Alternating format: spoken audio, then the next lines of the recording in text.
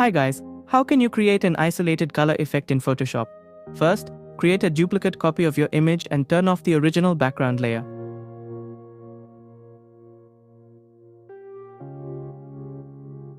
Next, go to Adjustment Layer Hue/Saturation. Click the Targeted Adjustment tool, the hand icon, and click on a color in the background that you want to remove or desaturate. Now reduce saturation, -100. Adjust lightness as needed.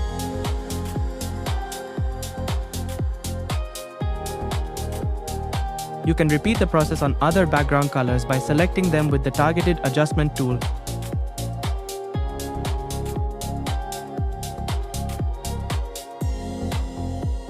Continue desaturating unwanted colors until only the color you want to highlight remains visible. This creates an isolated color effect that draws attention to your subject and gives the image a more dramatic look.